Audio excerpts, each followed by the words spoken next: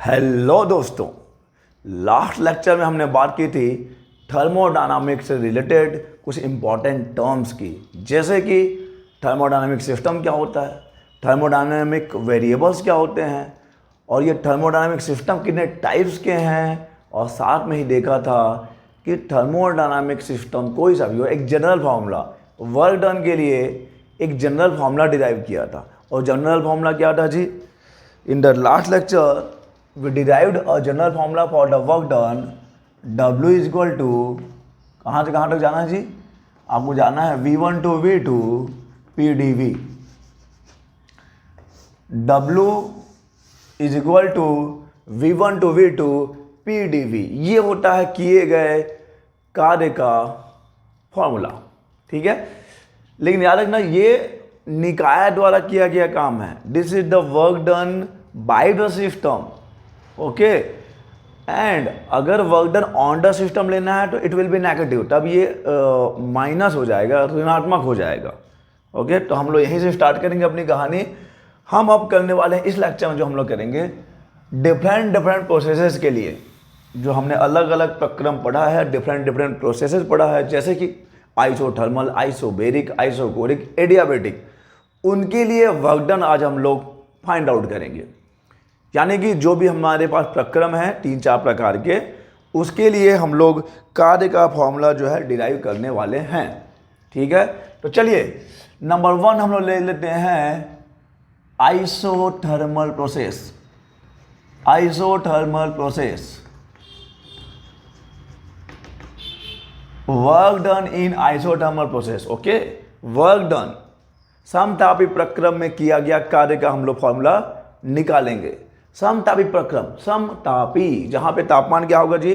जहां पे तापमान होगा नियत।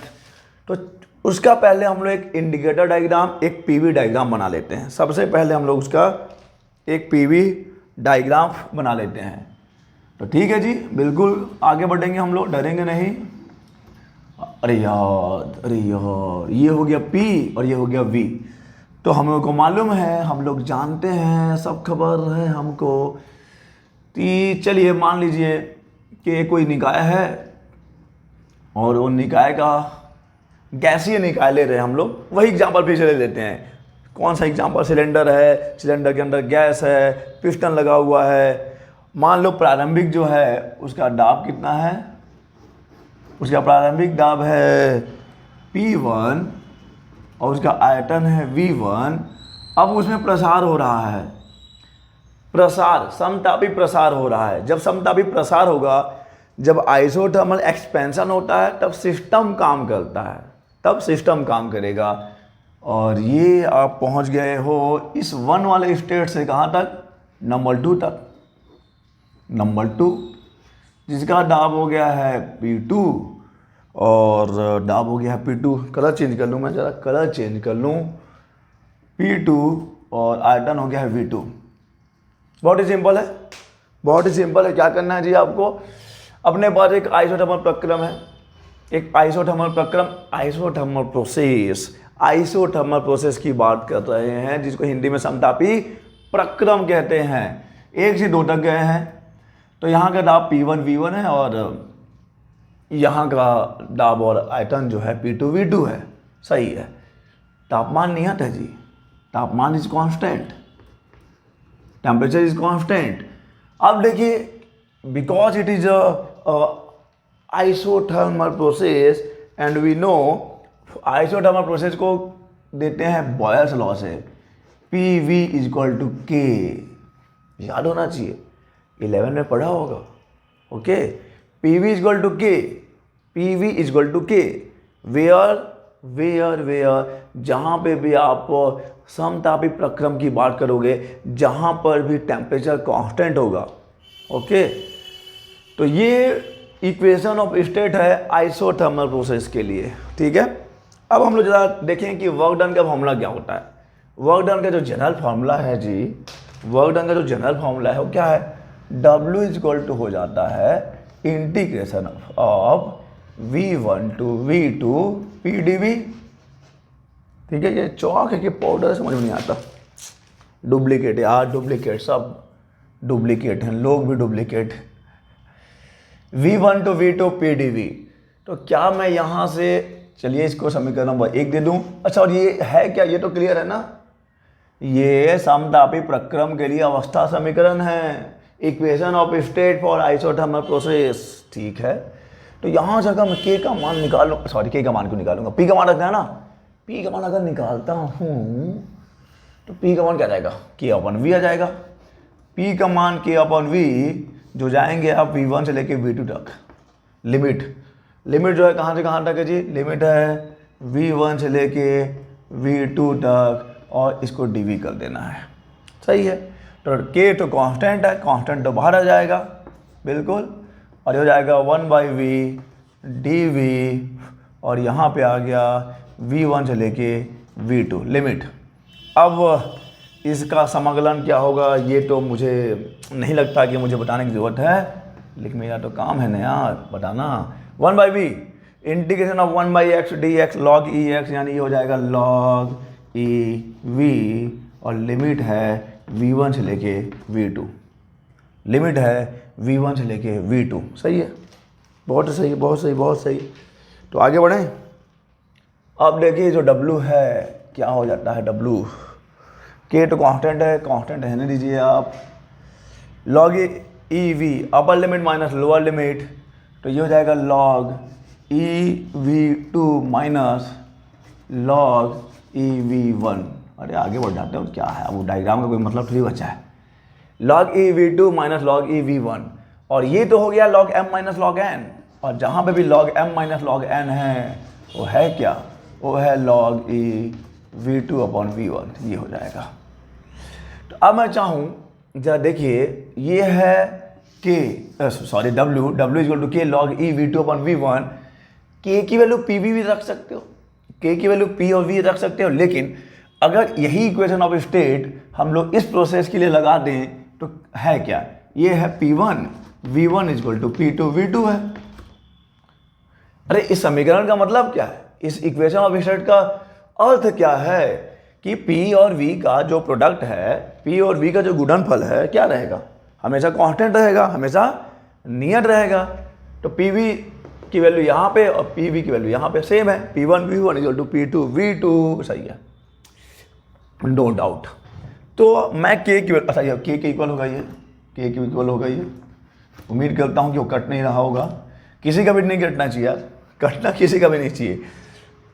P1 V1 log e V2 upon V1, P2 V2 log e V2 upon V1, ऐसा भी हो सकता है फॉर्मूला, ये नेचुरल लॉग के फॉर्म में है। अभी log e है, बेस e है, तो ये नेचुरल लॉग है।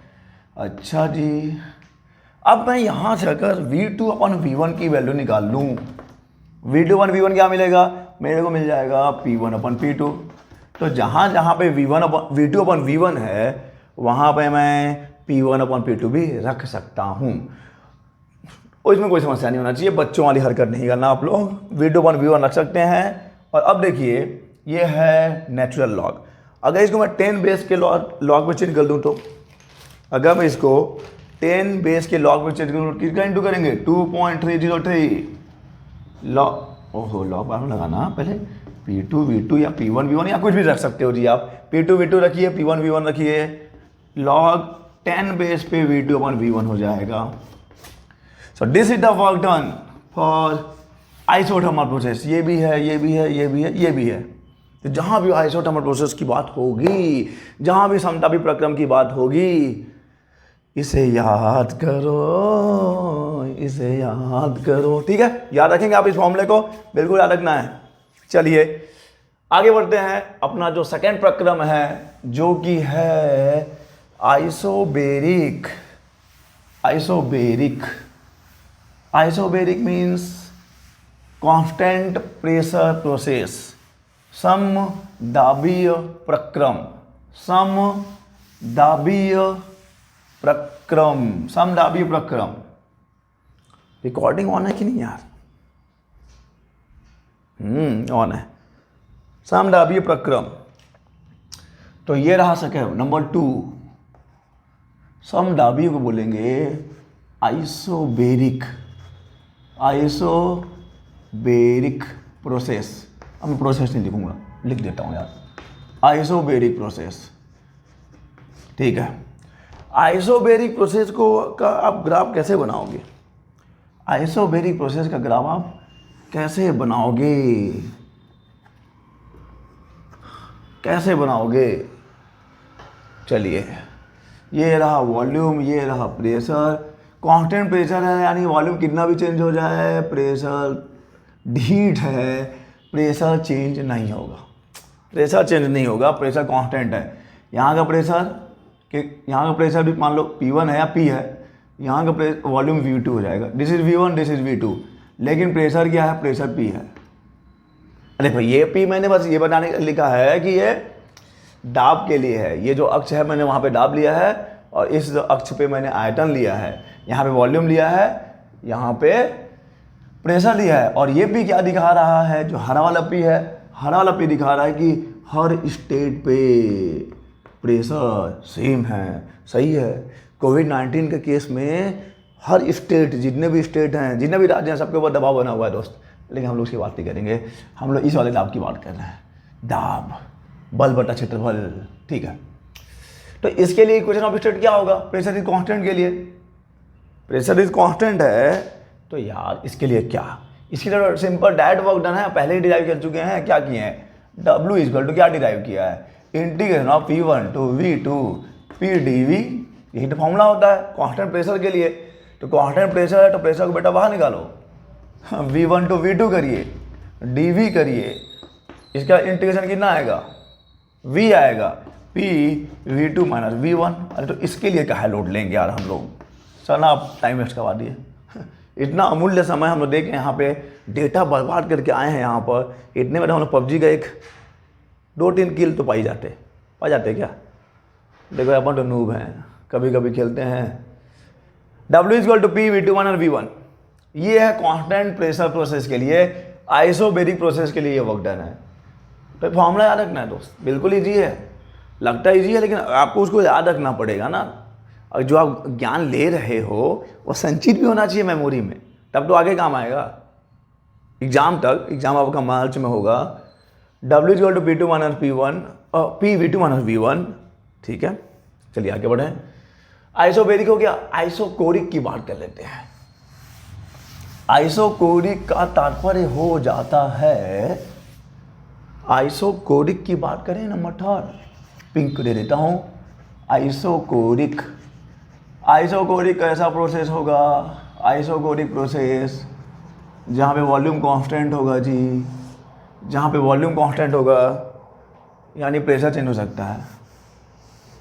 वॉल्यूम कांस्टेंट होगा यानी कि प्रेशर चेंज हो जाएगा। तो ये मैं बना दिया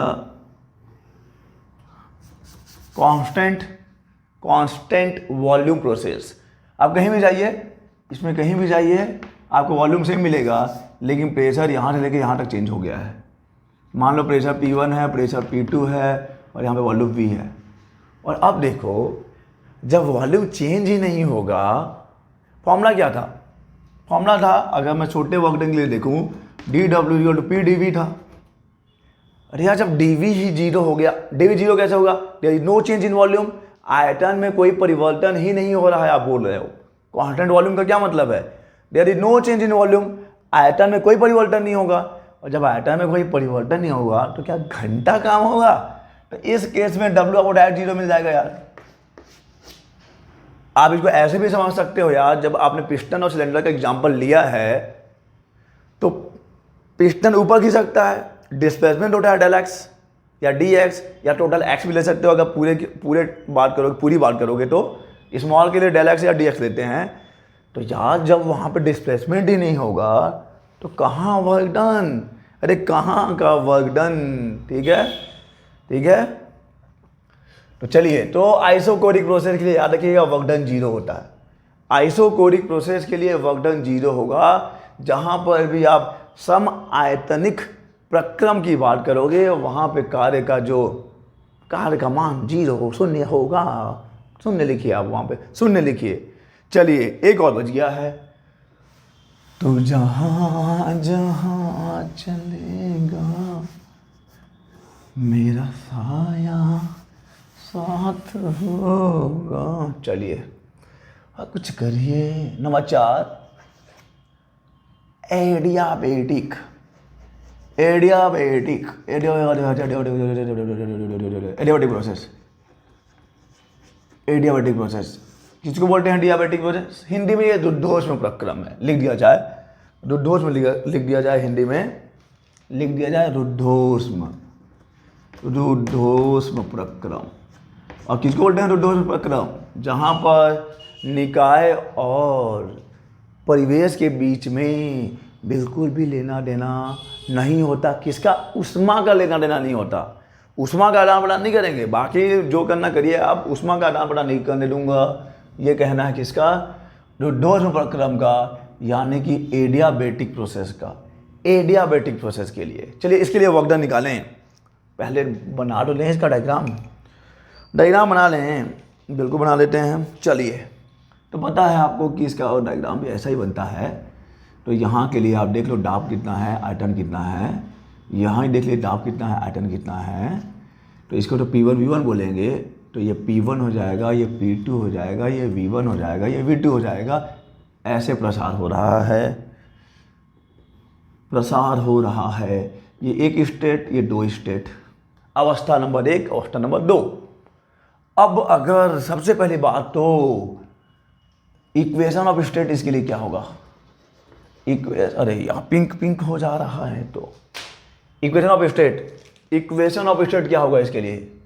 इक्वेशन ऑफ स्टेट ये होता है P V gamma equal to K। P V gamma equal to K। सुना है गामा के बारे में? ये वही गामा पहलवान है क्या? CP अपॉन CV जो होता है, gamma equal to CP upon CV। और ये CP अपॉन CV क्या है? याद है कि भूल गए? बाकी सब याद रखते हो, उस एक शख्स को जिंदगी भर नहीं भूलोगे, लेकिन साला ये फॉर्मूला याद नहीं होगा तुमसे। Gamma equal to CP upon CV, gamma equal to CP upon CV। ये है specific heat of the gas at constant pressure, और ये है specific heat of the gas at constant volume. यानी कि यह है विशिष्ट ऊष्मा नियत दाब पर, और यह है विशिष्ट ऊष्मा नियत आयतन पर, और इन दोनों के अनुपात को बोलते हैं गामा, एडियाबेटिक इंडेक्स। ठीक है, एडियाबेटिक इंडेक्स। तो ये रहा PV गामा इक्वल टू क्या। और इसका क्या मतलब है? इसका मतलब ये है कि उस प्रक्रम के किसी भी बिंदु पर या किसी भी 2 बिंदुओं के लिए P1 V1 gamma equal to P2 V2 gamma, ये हमेशा कांस्टेंट ही मिलेगा आपको। P1 और V1 का पावर, सॉरी P और V का पावर जो गामा है, PV का पावर गामा, इनका जो प्रोडक्ट है हमेशा आपको कांस्टेंट मिलेगा। कहीं भी ले लीजिए आप, इन दोनों के लिए लीजिए या इन दोनों के लिए लीजिए या इन दोनों किसी के लिए भी ले लीजिए आप, हमेशा नियर मिलेगा। इसके लिए वर्क डन निकालना है जी, इसके लिए वर्क डन निकालना है, निकालते हैं। तो W क्या होता है? W equal to integration of, बिल्कुल शानदार इंटीग्रेशन, V1 से लेके V2 तक जाना है, PdV करना है। ठीक है, लेकिन मुश्किल है, क्या करूं मैं? एक काम मैं ये करता हूं दोस्त कि मैं इस वाले फॉर्मूले से, ये जो है यहाँ से मैं P का मान निकाल लेता हूँ। क्योंकि देखो यार, V के सापेक्ष में समाकलन करना है ना, इंटीग्रेशन जो होगा वो V के रिस्पेक्ट में होगा, P के रिस्पेक्ट में थोड़ी है, V के रिस्पेक्ट में है। यानी यहाँ पे जो फंक्शन होना चाहिए, यहाँ पे जो फंक्शन होगा वो V के फॉर्मूले में होगा, V के टर्म में होना चाहिए। तो उसके लिए मैं वही करूँगा कि यहाँ से मैं ना मान निकाल लो। सर आप ना होशियार हो, मान निकाल लो। V gamma equal to K upon P। V gamma, मैं कर क्या रहा हूँ भाई? मैं व्हाट हैपनिंग हियर? मैंने बोला है P का मान रखना है, मैंने बोला है P का मान रखना है। अरे यार, P का मान तो K अपॉन V गामा होगा ना। P equal to K V to गॉड गामा। ठीक है, चलो ठीक है। अब P का मान यहाँ रख दीजिए, मान रखेंगे, हल करेंगे और फिर आंसर आ जाएगा। ठीक है, चलो चलो चलो चलो चलो कुछ ये रहा V1 से लेके V2, P का मान K अपॉन V का पावर गामा dV, के तो नियतांक है सब, बाहर निकालो। V1 V2 1 upon V gamma है, इसे कोई फॉर्मूला होता है क्या? 1 अपॉन V का पावर गामा का कोई फॉर्मूला नहीं होता, इसको ऊपर लाना पड़ेगा। V माइनस गामा होगा और ये dV हो जाएगा। ये ठीक है ठीक है ठीक है, यहाँ तक ठीक है, यहाँ तक ठीक है। भगवा ये अच्छा लग रहा है क्या यार? भगवा कलर ये अच्छा लग रहा है मेरे को, तो ये अच्छा लग रहा है, ये मेरे को अच्छा लग रहा है, अच्छा लगा। तुम्हारे ये अंदाज मुझे अच्छे लगे, ठीक है। तो अच्छे लगे तो अच्छा है, मान लगा। फॉर्मूला क्या होता है? समाकलन x n d x is equal to x n plus 1 upon n plus 1। मुझे पता है, वो लोगों को पता है, लेकिन कई लोगों को नहीं भी पता है, ये भी मुझे पता है, ठीक है। तो चलो W इज इक्वल टू के तो बाहर आ गया था। अरे यार, तो जब मैं समाकलन कर ही दूंगा तो इसको क्यों लगाऊंगा? के आ गया है बाहर, और इसका समाकलन क्या हो जाएगा? V का power minus gamma plus 1 divided by minus gamma plus 1 हो जाएगा। और रही बात अपर लिमिट लोअर लिमिट की, तो कहाँ से कहाँ जाना है? V1 से V2 जाना है आपको। बेशक जाइए आप, V1 से V2 जाइए, आप फॉर्मूला लगाइए। माइनस गामा प्लस 1 क्या होगा? माइनस गामा प्लस 1 तो K अपॉन 1 माइनस गामा ले सकता हूँ मैं, कोई दिक्कत नहीं है। और ये वह V minus gamma plus 1, V minus gamma plus 1 को क्या ले सकता हूँ मैं? इसको भी मैं ले सकता हूँ V का पावर 1 माइनस गामा ले सकता हूँ। और लिमिट क्या है जी? लिमिट तो मर्ज हो जा रहा है, इसको थोड़ा ऊपर लिख देता हूँ। ये V1, यह रहेगा V1 से V2। कर यादो जमाना मेरे प्यार का, upper limit minus lower limit हिसाब का। तो चलो यार, K upon 1 minus gamma, upper limit minus lower limit, V2 1 minus gamma minus V1 1 minus gamma, ये हो गया। ये रही कहानी upper limit minus lower limit की। तो क्या K को हम लोग K ही रहने दें? नहीं, हम लोग K का मान रख देते हैं। K का मान PV गामा रख सकते हैं, लेकिन देखो V1 और V2 है यहाँ पर, तो हम लोग क्या करेंगे जी? मैंने आपको बताया था कि P1 V1 gamma, P2 V2 gamma बराबर होंगे और ये K के बराबर होंगे। तो जहाँ पे V2 है ना, मैं V2 वाला टर्म रखूँगा। जहाँ पे V रखूँगा मीन्स समझिए, इस K का पहले मैं इंटू करेगा, अरे अंदर ले जाएगा, सारी सीमाएं और बाधाएं तोड़ के मैं K को ले जाऊँगा अंदर। ले गया अंदर, चलो पहले ले जाता हूँ, पहले ले ही जाता हूँ। तो ये हो जाएगा, W निकल रहा है, अपना काम निकाल रहे हैं एडियाबेटिक प्रोसेस के लिए। भूल गए हो क्या? नहीं भूलना है। तो ये 1 अपॉन 1 माइनस गामा बाहर ही है, और ये जो है पहले थोड़ा हिसाब और लगा लूँ। ये V2 1 माइनस गामा है, यानी कि V2 अपॉन V2 का पावर गामा कर सकता हूँ, माइनस V1 अपॉन V1 का पावर गामा कर सकता हूँ, ये हो गया। और लिमिट तो लगा दिया गया था। चलिए, ब्रैकेट है ना, ये ब्रैकेट है, लेकिन सर आप एक गलती कर रहे हो। K कहाँ गया आपका? ये रहा K। अब इंटू करेगा, मैं K का इंटू करेगा, KV2 अपॉन, और इसको मैं बाहर ही रहने दूंगा, 1 minus gamma divided by V2 gamma है ना, ये इंटू नहीं है, पावर है, minus V1 upon V1 gamma. चलिए ठीक है, ये भी कहानी सही है सर। चलो जल्दी करो सर, आप टाइम बहुत वेस्ट कर रहे हो। अरे रुक बताता हूँ तेरे को स्पीड क्या होता है, रुक। 1 अपॉन 1 माइनस गामा, K की वैल्यू जहाँ पे V2 है वहाँ पे V2 वाला टर्म रख देता हूँ मैं। तो यहाँ रखता हूँ P2 V2 गामा, और ये V2 ऑलरेडी है, ठीक है, डिवाइडेड बाई V2 गामा भी है, माइनस ये हो जाएगा V1। अब V1 तो है, लेकिन अरे यहाँ K कहाँ गया सर आपका? अबे K का इंटू करना है तो पूरा करना है ना, पूरा करना है। ये K यहाँ भी आएगा, तो K की जगह पे मैं रख देता हूँ यहाँ पे P1 V1 gamma, P1 V1 gamma, और वहाँ पे ऑलरेडी क्या है? ऑलरेडी वहाँ पे है, ऑलरेडी वहाँ पे क्या है? P1 V1 ऑलरेडी V1 है जी, डिवाइडेड बाई V1 गेमा, गेमा 1/1 माइनस गेमा, ये और ये खत्मा, ये और ये खत्मा, खत्म, कहानी खत्म यार। इसकी खत्म, इसकी खत्म।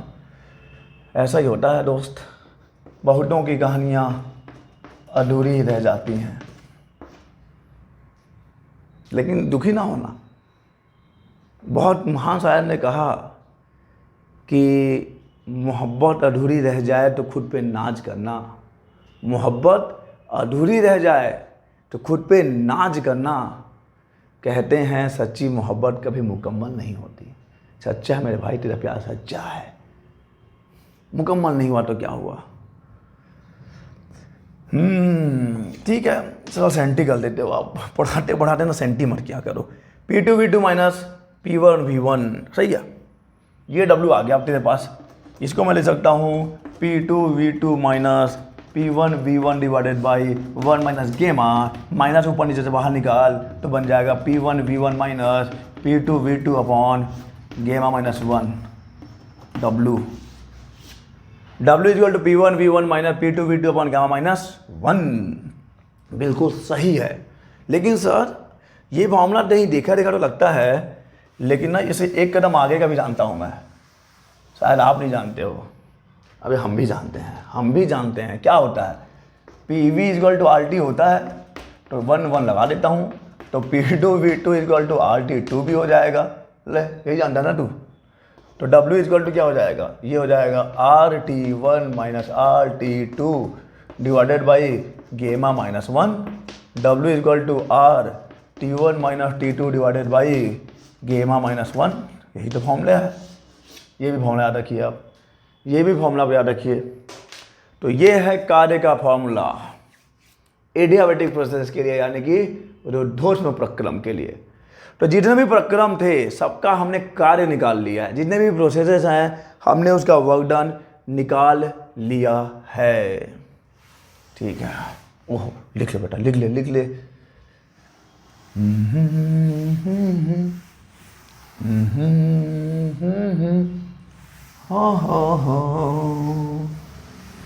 हैप्पी जहांगीर सलाम गीत वहाँ के गाता हूँ। ठीक है, यहाँ तक कोई डाउट होगा तो कमेंट बॉक्स में कमेंट करिए यार, आपको बिल्कुल रिस्पांस मिलेगा।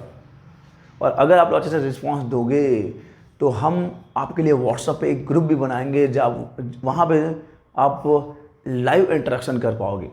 जो भी आपके डाउट्स होंगे व्हाट्सएप ग्रुप में आप, अगर आप रिस्पांस दोगे तो दीजिए, कमेंट बॉक्स में आप रिस्पांस दीजिए। ठीक है, तब तक हम आगे बढ़ेंगे। यहाँ पे हम लोग दो कॉन्सेप्ट पढ़ेंगे। एक होता है पाथ फंक्शन और एक होता है पॉइंट फंक्शन। इसका कॉन्सेप्ट समझ लेते हैं कि ये पाथ फंक्शन क्या है, ये पॉइंट फंक्शन क्या है। जैसा कि पाथ फंक्शन को देखिए, हिंदी में मैंने इसको एक्चुअली मैं गूगल ट्रांसलेट में टाइप किया कि पाथ फंक्शन क्या होता है, हिंदी में क्या बोलेंगे, पॉइंट फंक्शन को क्या बोलेंगे। तो पता है गूगल ट्रांसलेटर ने क्या बोला, क्या रिस्पॉन्स मिला, इसको पाथ को पथ बोल लीजिए, पथ समारोह। हालांकि गलत है, समारोह ऐसा नहीं होगा दोस्त, ये गलत है, लेकिन यही मिला मेरे को। और पॉइंट फंक्शन के लिए क्या बोला उन्होंने, बिंदु समारोह। तो मैं तो समझदार था यार, मैं समझ गया कि ये गलत है। तो यार ये पाथ फंक्शन और पॉइंट फंक्शन को हिंदी में, देखो फंक्शन को तो फलन बोल देंगे, ये पाथ फंक्शन यानी कि एक्चुअली मुझे हिंदी समझ में नहीं आ रहा है इसका। आप इसको पाथ फंक्शन और पॉइंट फंक्शन से याद रखिए, पाथ फंक्शन पॉइंट फंक्शन। इसका हम लोग पॉइंट फंक्शन को आप स्टेट फंक्शन भी बोल सकते हो, स्टेट फंक्शन भी बोला जा सकता है इसको। ठीक है, अब समझ लेते हैं पहले कि पाथ फंक्शन क्या होता है, पॉइंट फंक्शन क्या होता है। पाथ फंक्शन क्या है और पॉइंट फंक्शन क्या है, उसके बाद हम लोग आगे बढ़ेंगे, देखेंगे वर्क कौन सा है, और उसके बाद एक नया कॉन्सेप्ट आएगा इंटरनल एनर्जी का, यानी कि आंतरिक ऊर्जा का कॉन्सेप्ट, उसमें देखेंगे हम लोग क्या है। लेकिन पहले पाथ फंक्शन और पॉइंट फंक्शन को समझा जाए तो देखो नाम क्या बोलता है, पाथ जो रास्ते पे निर्भर करेगा, जो पार्ट पे डिपेंडेंट है, जो पार्ट डिपेंडेंट फंक्शन है वो पार्ट फंक्शन है, और जो पार्ट से इंडिपेंडेंट है, मोह माया से ऊपर उठ चुका है, वो पॉइंट फंक्शन है। चलिए इसको और समझते हैं ज़रा। केवल अभी ऐसे एक ऊपर ऊपर से बता रहा हूँ, उसके बाद हम लोग जब वर्क को स्टडी करेंगे और उसके बाद इंटरनल एनर्जी को, फिर उसमें थोड़ा और डिटेल में जाएंगे हम लोग। पीवी डायग्राम है। चलो, एक प्रोसेस एक से 2 तक होता है, एक प्रोसेस 1 से 2 तक जाता है, एक प्रोसेस 1 से 2 तक जाता है। अब देखिए ज़रा देखिए, रुकिए ज़रा। चलो 1 से 2 तक है, तो यहाँ पे कुछ काम हुआ होगा, फिर हम लोग काम पे आ गए। काम को अलग से पढ़ना है इसमें। मैं किसी भी ऐसे फंक्शन की बात कर रहा हूँ, किसी भी ऐसे फंक्शन की बात कर रहा हूँ, कोई भी ऐसा आप थर्मोडायनामिक वेरिएबल ले लो, एक थर्मोडायनामिक क्वांटिटी ले लो, प्रेशर ले लो, वॉल्यूम ले लो, टेम्परेचर ले लो, इंटरनल एनर्जी ले लो, एंथैल्पी ले लो, या वर्क भी ले लो।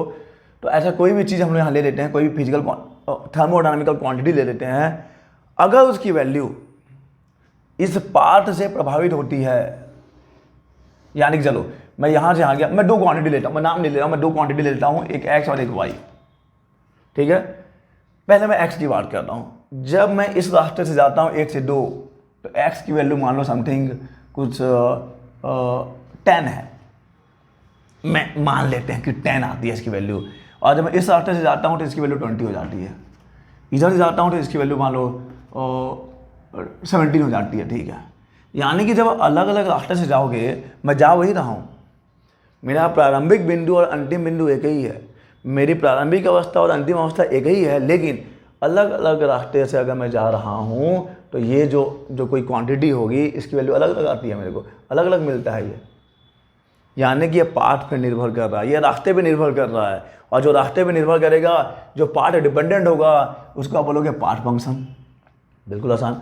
अब मान लीजिए एक फिजिकल क्वांटिटी है, एक थर्मोडायनामिकल क्वांटिटी है, आप इधर से जाओ, उधर से जाओ, कहीं से भी जाओ, उसको मतलब नहीं है। अगर प्रारंभिक अवस्था और अंतिम अवस्था समान है तो उसकी वैल्यू मान लो 30 है तो 30 ही रहेगी। आप 1 से 2 में जाइए, कैसे भी जाइए, आप कैसे भी जाइए, आप किसी भी रास्ते से जाइए, आप ये केवल और केवल प्रारंभिक और अंतिम अवस्था पर निर्भर करता है, ये रास्ते पर निर्भर नहीं करता। क्योंकि रास्ते की परवाह करूँगा तो बुरा मान जाऊँगा।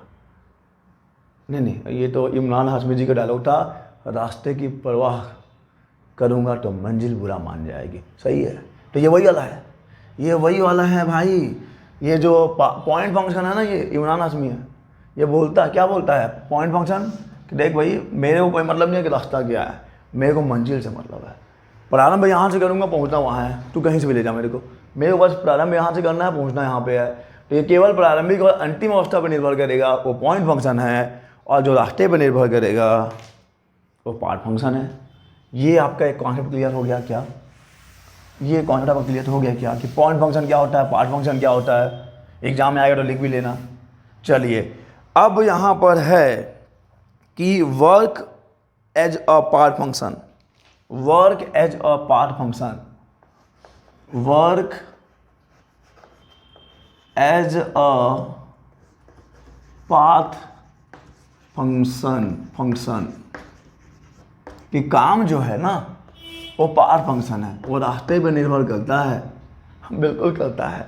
देखो, अगर जनरली हम देखें डे टू डे लाइफ में, अगर आपको 1 क्विंटल उठा लोगे ना, 1 क्विंटल बोरा सर पे उठा के अपने घर से आटा चक्की ले जाना है,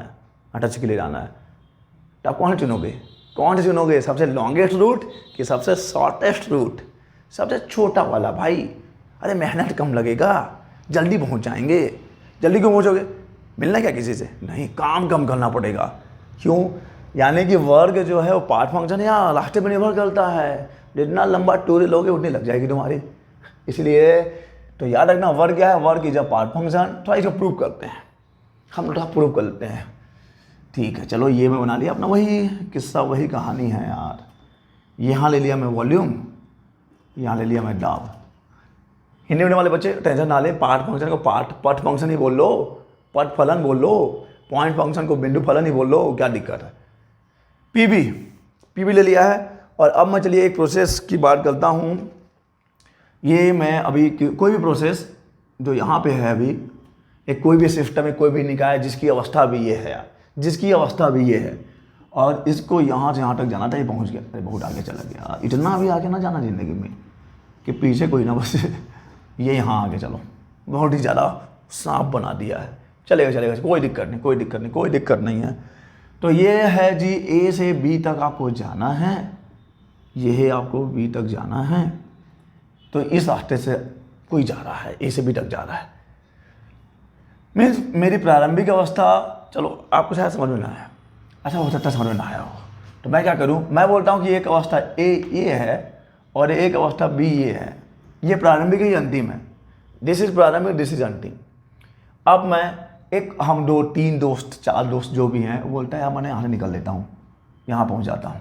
ठीक है दोस्त तू जा। मैं बोला यार मैं ना इधर पहले जाऊँगा, उसके बाद इधर जाऊँगा। ठीक है, मैंने बोला ठीक है भाई। एक बोला यार मैं इधर जाता हूँ फिर इधर जाऊँगा। मंजिल सबकी वही है, लिखा होता ना शमशान घाट के बाहर में क्या लिखा होता है, मंजिल तो तेरी यहीं थी, बस उम्र बीत गई यहाँ तक आते आते। मंजिल तो तेरी यहीं थी, बस उम्र बीत गई तेरी यहाँ आते आते। और बता कुछ तुझे मिला क्या, और बता तुझे मिला क्या, तेरे अपनों ने ही तुझे जला दिया जाते जाते। सच्चाई है ज़िंदगी की दोस्त। मंजिल तो कब रही है, मंजिल तो कब रही है, बस उम्र बीत जाएगी वहाँ तक जाते जाते और अपने ही जला देंगे। तो चलिए, आपको पहुँचना है कहाँ से कहाँ तक, आपको पहुँचना है ए से बी तक। पहुँचो भैया, ए से बी तक पहुँचो। एक बंदा यहाँ से गया, एक बंदा पहले बोला मैं इधर जाऊँगा, फिर बोला मैं इधर जाऊँगा, यानी कि ए से बी डायरेक्ट ले लिया। ये बोलता है मैं सी होते हुए जाऊँगा, मैं बोला मैं डी होते हुए जाऊँगा। अब देखो, अब देखते हैं हम लोग काम निकाल लेंगे, सभी प्रोसेस के लिए काम निकाल लेंगे, और काम निकालने के बाद देखेंगे कि क्या तीनों रास्तों के लिए जिन भी हम लोग पार्ट से गए हैं क्या काम सेम है क्या। अगर काम सेम हो गया, अगर मान लीजिए यहाँ और यहाँ के लिए, यहाँ और यहाँ के लिए, इस जिस भी रास्ते से मैं होके गया हूँ, जिस भी प्रक्रम को मैंने फॉलो किया है, अगर इन तीनों के लिए अगर काम सेम आ गया, मतलब फिर काम तो साला क्या हो जाएगा, पॉइंट फंक्शन हो जाएगा। देखते हैं होता है क्या, देखते हैं ना भाई होता है क्या। तो पहले हम लोग सबसे पहले बात कर लेते हैं ए सी बी के लिए, हम लोग ए सी बी के लिए बात कर लेते हैं। ए से सी जाऊँगा, सी से बी जाऊँगा। तो यार जब ए से सी जाऊँगा, सी से बी जाऊँगा, तो देखो यार मैं ज़्यादा इसमें मैथमेटिकली इन्वॉल्व नहीं होंगे, हम लोग मैथमेटिकली इन्वॉल्व नहीं होंगे, जरूरत ही नहीं है। ए से सी जाओगे तो यहाँ पे आपको काम करना पड़ेगा, कुछ कितना काम करना पड़ेगा। ए से सी कौन सा प्रोसेस है, ए से अरे इसको कुछ नाम दे दूँ क्या, कि नहीं दूँ, नाम दे दूँ P1 V1, अब समझ जाओगे ना, ये P1 V1 है, ये P2 V2 होगा, तो ये इंटरमीडिएट है। हम लोग केवल यहाँ पे एक फैक्ट से इसे सॉल्व कर लेंगे। फैक्ट क्या है, फैक्ट ये है कि ये जो वक्र बनता है, PV जो वक्र बनता है, अगर उसके नीचे का मैं एरिया निकाल लूँ तो मेरे को कार्य मिल जाता है। अरे हम लोग ये सोच रहे हैं यार डायग्राम ही बना देते हैं, डायग्राम से क्लियर कर देंगे। ए सी बी, अगर हम लोग पीवी डायग्राम के नीचे का एरिया निकाल लें, पीवी वक्र जो बनता है उसके नीचे के एरिया निकाल लेते हैं, तो मेरे को काम मिल जाएगा, मेरे को काम मिल जाएगा। तो ये प्रक्रम क्या है, ए से सी और सी से बी क्या है। पहली बात तो ये देखो, सी से B is a constant volume process. Constant volume process में कोई काम नहीं होता, कांस्टेंट वॉल्यूम प्रोसेस में कोई काम नहीं होता, अभी करके दिखाया हूँ। कांस्टेंट वॉल्यूम प्रोसेस में कोई काम नहीं होगा। टोटल कितना काम किया भाई यहाँ पे, पहले देखो ये ए से सी जो है ये कांस्टेंट प्रेशर है, दिख रहा है ना, प्लस सी से बी जो है ये कांस्टेंट वॉल्यूम है। समझ जाओगे ना जी, constant pressure constant volume, constant pressure constant volume. Constant pressure में वर्क डन कितना होगा, इसके लिए वर्क डन मान लो यहाँ का प्रेशर पी ए है, तो यहाँ का प्रेशर भी पी ए ही होगा, तो ये हो जाएगा पी ए और पी सी दोनों इक्वल ही होगा, क्योंकि भाई कांस्टेंट प्रेशर प्रोसेस है। पी ए और मान लो वॉल्यूम जो है ये V C minus V A कर देता हूँ, second volume minus first volume, और यहाँ तो जीरो आ गया। अरे कांस्टेंट वॉल्यूम प्रोसेस में क्या काम होगा, यहाँ पे काम जीरो है, यानी अगर मैं यहाँ से यहाँ आता हूँ तो मेरे को कितना काम करना पड़ेगा, इतना काम, मीन्स आपको नहीं करना पड़ेगा, सिस्टम ने इतना काम किया है। ए सी बी के लिए क्लियर। अब मैं बोलता हूँ ए डी बी आ जाता हूँ, ये मैं इस रास्ते को फॉलो किया था यार। तो जब मैं ए से डी आ रहा है तो देख रहा हूँ कि यहाँ तो कोई काम ही नहीं होगा। क्यों, क्योंकि ए डी क्या है, कांस्टेंट वॉल्यूम है, और डी बी क्या है, ये कांस्टेंट, क्या है ये कांस्टेंट, बता दो क्या है कांस्टेंट, डी से बी क्या है जी, कांस्टेंट वॉल्यूम प्रोसेस है ना। ए डी में नो वर्क, ए डी में no work 0 plus D B के लिए क्या लिखोगे आप, पी डी और पी बी दोनों इक्वल ही होगा, तो आप इसको पी डी इसको लिख सकते हो V B minus V D. अब बोलोगे सर ये वाला वॉल्यूम डिफरेंस और ये वाला वॉल्यूम डिफरेंस तो सेम ही लग रहा है, यहाँ पे आयतन का अंतर और यहाँ पे आयतन का अंतर सेम ही लग रहा है, तो ये काम तो सेम हो जाना चाहिए। अब ये भाई मेरे, तो यहाँ का दाब तो देख कितना ज़्यादा है और यहाँ का दाब तो देख कितना कम है, दाब पे भी तो नज़र डालो, दबाव पे भी नज़र डालिए, दबाव भी नज़र देखिए आप, दाब कितना है, वहाँ का प्रेशर इतना है, यहाँ का प्रेशर इतना है, कहाँ से सेम होगा। और जब एक बच गया कौन सा, डैट इसका भी कुछ ले ही लूँ यार, ए ई होते हुए जा रहा हूँ मैं, चलो मैं नहीं जो भी जा रहा है, ए ई बी, इसके लिए वर्क डन क्या होगा, सबके लिए वर्क डन नहीं होगा। देखो आपको क्या पढ़ाया गया था कि अगर आप इसके नीचे का एरिया निकाल लो, ये एरिया अगर आप निकाल लो तो आपको वर्क डन मिलेगा ना। ये चलो अलग कलर यूज़ कर लेता हूँ आपके लिए। अगर आपने इस वक्र के नीचे का एरिया निकाल लिया, ये एरिया निकाल लिया, तो इस एरिया को देखो, और जब ये वाला लोगे तो आपको पूरा ये एरिया मिलेगा, और जब आप ये वाला लोगे तो केवल आपको ये एरिया मिलेगा। नहीं समझ में आ रहा है आपको, नहीं समझ में आ रहा है, ये दिख रहा है ना आपको। तो area under A E B, A B के अंडर का एरिया, और उसके लिए देखोगे तो area under A C B लेना है, और जब इसके लिए देखोगे तो area under A D B लेना है। यानी उसके लिए मैं कलर देखो अलग अलग चुनूंगा। पिंक वाला किसके लिए है, पिंक वाला मैंने लिया है ए ई बी के लिए, पिंक वाला लिया है ए ई बी के लिए। नज़र डालिए ज़रा, देखिए आपकी नज़र कितनी पार की है, ज़रा देखता हूँ मैं, ए बी क्लियर है। और मैं ब्लू वाला ले रहा हूँ किसके लिए, ए डी बी के लिए, तो यार वक्र तो ऐसा गया है, तो ये वक्र इसके लिए होगा। और अगर मैं एक कलर और ले लूँ, वाइट ही ले लेता हूँ, चलो या कुछ वाइट के सिवा कुछ और है मेरे पास, येलो ले लूँ, येलो ले लेता हूँ। तो येलो के लिए क्या वर्क डन होगा, यहाँ के इसके नीचे का पूरा वर्क डन, ये पूरा वर्क डन दिख रहा है, काम में कुछ अंदर दिख रहा है कि नहीं। अरे तीनों ही प्रक्रियाओं के लिए काम अलग अलग है, लेकिन अंतिम और प्रारंभिक बिंदु सेम है, प्रारंभिक और अंतिम जो है सेम है। तो अगर आप अलग अलग रास्ते से गए तो काम अलग अलग होगा, तब आपको काम अलग अलग मिलेगा, ठीक है। यानी वर्क जो है वो पार्ट पे डिपेंड करता है, यही तो प्रूव करना था। Work is a path function, work is a path function, clear है ये, work is a path function, ये आपको क्लियर करना था। और अब आते हैं हम लोग इंटरनल एनर्जी के कॉन्सेप्ट पे। पहले समझेंगे इंटरनल एनर्जी को, इंटरनल एनर्जी को पहले समझा जाएगा, उसके बाद देखेंगे कि ये पॉइंट फंक्शन है इंटरनल एनर्जी। इंटरनल एनर्जी इसको भी क्लास 11 में आपने पढ़ा है। इंटरनल एनर्जी हिंदी में ये हो जाता है आंतरिक ऊर्जा, अंदर निहित ऊर्जा, बिल्कुल सही पकड़े हैं आप, अंदर निहित ऊर्जा। और पहली बार तो मैं आपको ये क्लियर कर दूं, इसको ऊष्मा के साथ बिल्कुल भी मिसमैच नहीं करना है, गलत जोड़ी नहीं बनाना है, ठीक है, जोड़ी तो ऊपर वाला बनाता है। इंटरनल एनर्जी आंतरिक ऊर्जा है, किसी भी निकाय के अंदर जो निहित ऊर्जा है, ठीक है, ये होता है आंतरिक ऊर्जा, यानी कि इंटरनल एनर्जी। अब ये ऊष्मा और इंटरनल एनर्जी में अंतर क्या है, पहले मैं आपको ये समझा दूं। ऊष्मा इंटरनल एनर्जी का एक भाग है जो ट्रांसफर हो सकता है, जिसका कि आदान प्रदान किया जा सकता है, जिसका प्रवाह हो सकता है, वो ऊष्मा है। इंटरनल एनर्जी का, इंटरनल एनर्जी केवल उतना भाग जिसका कि आदान प्रदान हो सकता है, जिसका कि केवल आदान प्रदान हो सकता है, वो हीट है, वो ऊष्मा है, वो ऊष्मा की मात्रा है। लेकिन इंटरनल एनर्जी किसी भी निकाय के अंदर निहित ऊर्जा होती है। अब देखो ये होती क्या है, चलो मैं एक ये ले लिया, एक निकाय है मेरा, ये निकाय है, इस निकाय में चलो बहुत सारे अणु हो गए, परमाणु हो गए, ये हो गए। और आपको पता है कि सभी पदार्थ परमाणुओं, यानी चलो पहले अणु भी परमाणु पे जाते हो आप, अणुओं से मिलकर बने होते हैं, चलो हम यहीं पे आते हैं, अणुओं से मिलकर बने होते हैं। और जो भी अणु और परमाणु होंगे वो निरंतर गति करते रहते हैं, ये भी पढ़ा हुआ काइनेटिक थ्योरी ऑफ गैसेस में। काइनेटिक थ्योरी ऑफ गैसेस, गतिक सिद्धांत, गैसों का गतिक सिद्धांत, गैसों का गतिक सिद्धांत, यही है ना। तो यार जब पहली बात तो ये है कि जो भी पदार्थ आपको मिलेंगे, जो भी सब्सटेंस मिलेंगे, वो अणु और परमाणु से मिलकर बने होते हैं और उनके अणु और परमाणु निरंतर गति करते रहते हैं, निरंतर गति।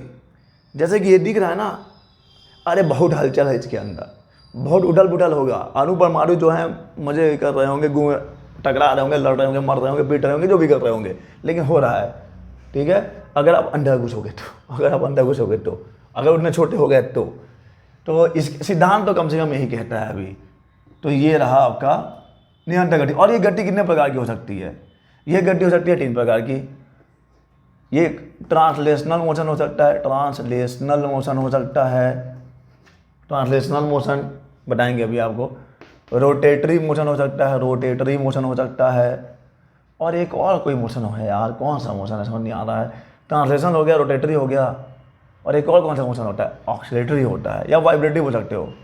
ऑक्सीलेटरी बोलिए, OSCILA, ऑक्सीलेटरी, या वाइब्रेटरी बोलिए, ठीक है। तो ये परमाणुओं में ये जो अणु है उनकी 3 प्रकार की गति संभव है। ट्रांसलेशनल यानी स्थानांतरीय गति, रोटेशनल यानी कि घूर्णी गति, और ऑक्सीलेटरी यानी कि कंपन वाली गति। कंपन, दोलन भी बोल सकते हो, कंपन बोला ज़्यादा सही है, कंपन होता है। किसी माध्य स्थिति के दोनों ओर गति कंपन गति कहलाती है। चलो एक 2 चीज़ और क्लियर करते हैं आपका। सॉलिड में अरे ये दोनों संभव नहीं होता, सॉलिड में ये दोनों नहीं होता। सॉरी,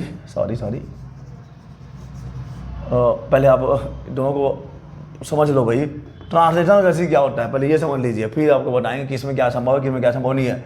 ट्रांसलेशनल गति की बात करें तो जिसमें जो है कोई भी वस्तु अगर देखें अपना स्थान छोड़ के दूसरी जगह चली जाती है, स्थिति परिवर्तन होता है, पोजीशन चेंज होता है टाइम के साथ, ट्रांसलेशनल है।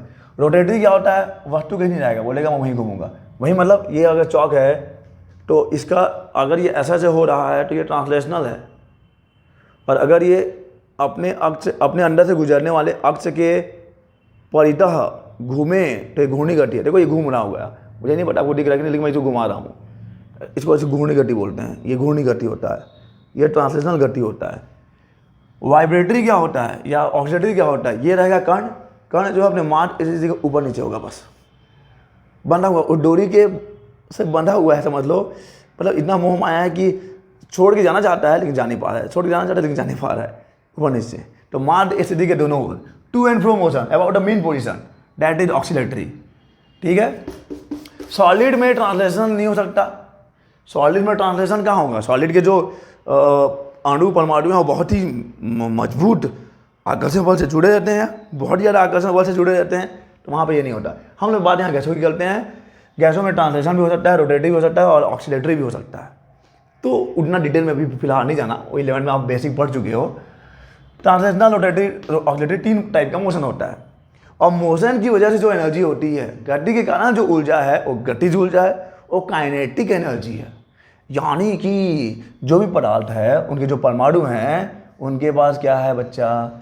उनके पास काइनेटिक एनर्जी है, उनके पास गतिज ऊर्जा है। और ये गतिज ऊर्जा 3 प्रकार की हो सकती है, translatory kinetic energy, rotatory kinetic energy, oscillatory kinetic energy. तीनों है ना भाई, इस मोशन का भी गतिज ऊर्जा, इस मोशन का भी गतिज ऊर्जा, और इस वाले गति का भी गतिज ऊर्जा। किसी एक परमाणु की बात करो, किसी भी एक अणु की बात करो, तो एक अणु की किन गति संभव है? ट्रांसलेटरी भी, ट्रांसलेशनल भी हो सकता है, रोटेटरी भी हो सकता है, ऑक्सीलेटरी भी हो सकता है। यानी एक अणु के बाद 3 टाइप का गतिज ऊर्जा है। कौन कौन सा? Translational kinetic energy, rotatory kinetic energy, oscillatory kinetic energy. अब देखिए, एक परमाणु या एक अणु तो उसमें है नहीं, जितने भी अणु या परमाणुओं से मिलकर बना है, अगर उन सब की गतिज ऊर्जा को जोड़ दिया जाए, इन तीनों गतिज ऊर्जाओं को जोड़ दिया जाए, तो उसको बोलते हैं internal kinetic energy. Internal kinetic energy बोलेंगे, internal kinetic energy. Internal kinetic energy, जितना भी यहाँ पे अणु परमाणु हैं उन सभी के इन तीनों ऊर्जाओं को जोड़े दो। जैसे कि पहले समझो, हो सकता है कंफ्यूज हो रहे हो मैं क्या बोल रहा हूँ। एक अणु होगा, उसके बाद ये तीनों ऊर्जा होगा, तो इन तीनों को जोड़ोगे तो उसका ऊर्जा आएगा, उसका ऊर्जा गतिज ऊर्जा आएगा। और वैसे जितने भी यहाँ पे अणु परमाणु होंगे उन सबको ऊर्जाओं को जोड़ दीजिए आप, तो आपको मिलेगा internal kinetic energy of that system. उस सिस्टम का इंटरनल काइनेटिक एनर्जी है ये, आंतरिक ऊर्जा नहीं है, इंटरनल काइनेटिक एनर्जी है। ये बात हुई कि जो अणु परमाणु हैं वो गति करते रहते हैं, यानी उसके बाद गतिज ऊर्जा होती है, उनके बाद काइनेटिक एनर्जी होती है। अब बात करते हैं कि देखो यार, अणु या परमाणुओं के बीच में आपस में प्रेम संबंध भी होता है, आकर्षण बल भी होता है। अणु या परमाणुओं के बीच में आकर्षण बल भी होता है। There is a intermolecular attraction force between the molecules. Intermolecular attraction force भी है उनके बीच में, और इसकी वजह से जो एनर्जी होती है वो होता है पोटेंशियल एनर्जी। ये होगा पोटेंशियल एनर्जी, यानी कि उनके पास काइनेटिक एनर्जी भी है, उनके पास पोटेंशियल एनर्जी भी है। और अगर सभी अणुओं के काइनेटिक एनर्जियों को, यानी कि सभी अणुओं के गतिज ऊर्जाओं को जोड़ दिया जाए तो आपको आंतरिक गतिज ऊर्जा मिलेगी। वैसे ही अगर सभी अणुओं के स्थितिज ऊर्जाओं को जोड़ दिया जाए तो आपको मिलेगा इंटरनल आंतरिक स्थितिज ऊर्जा मिलेगा। क्लियर है? बिल्कुल समझिए आप इंग्लिश में क्या कैसे समझोगे आप। The sum of the kinetic energy of all the molecules that will be the internal kinetic energy of the system, and the sum of the potential energy of all the molecules will be the internal potential energy of that system। और इन दोनों के सम को ही, इन दोनों के सम यानी योग को ही हम लोग आंतरिक ऊर्जा कहते हैं। Kinetic energy plus potential energy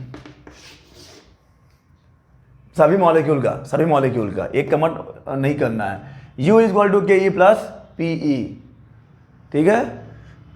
तो जितने भी आपके अणु हैं परमाणु, उन सब की आंतरिक गतिज ऊर्जा प्लस आंतरिक स्थितिज ऊर्जा के योग को हम लोग कहते हैं निकाय की आंतरिक ऊर्जा।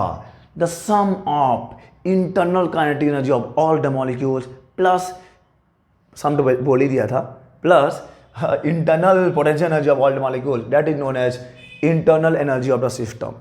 ठीक है। और अब देखिए एक दो चीज़ें और देखिए, हम लोग आइडियल गैस की बात करते हैं और याद रखना kinetic energy depends on temperature.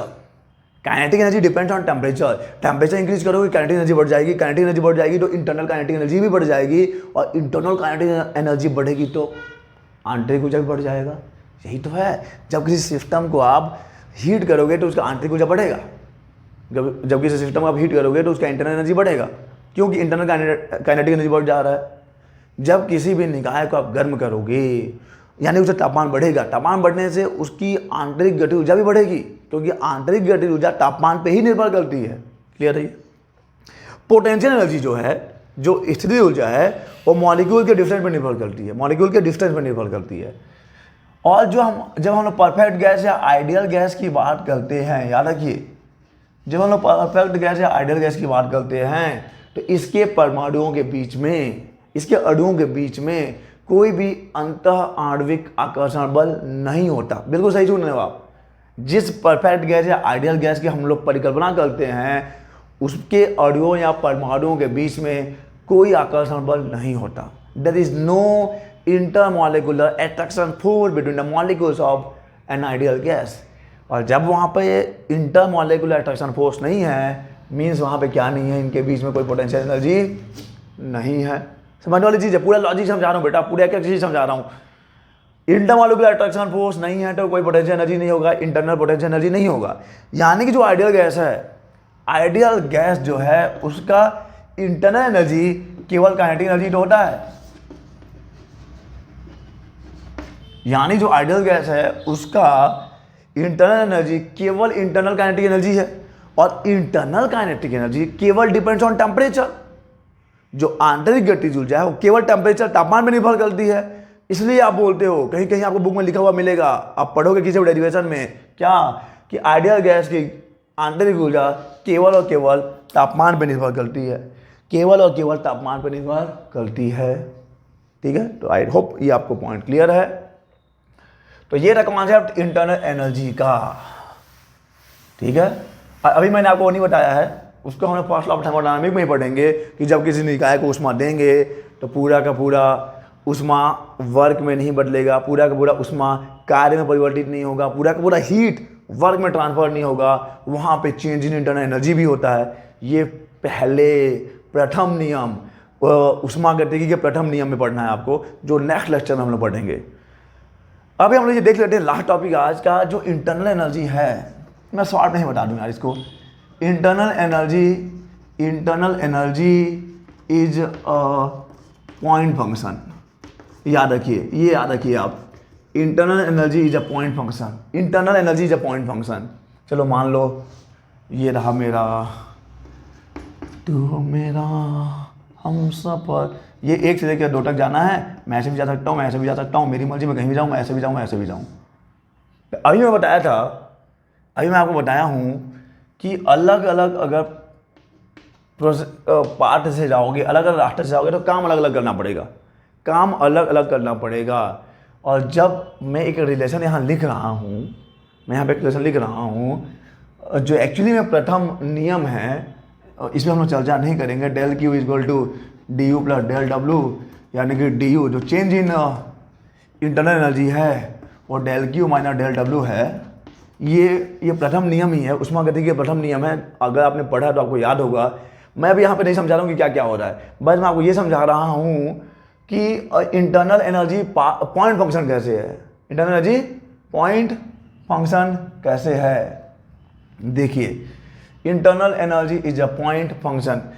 और जो भी पॉइंट फंक्शन होते हैं ना, याद रखिए, जो भी पॉइंट फंक्शन होते हैं they are the property of that system. और थर्मोडायनामिकल निकाय के थर्मोडायनामिकल सिस्टम के प्रॉपर्टी होते हों। जैसे कि अगर आप बोलोगे ना इंटरनल एनर्जी, ये भी प्रॉपर्टी है। अगर आप बोलोगे एंट्रोपी, वो भी पॉइंट फंक्शन है, तो वो भी एक प्रॉपर्टी है, सिस्टम का प्रॉपर्टी है। और यहाँ पे हम लोग बात कर रहे हैं कि आपका internal energy is a point function. तो यहाँ पे आप देख सकते हैं कि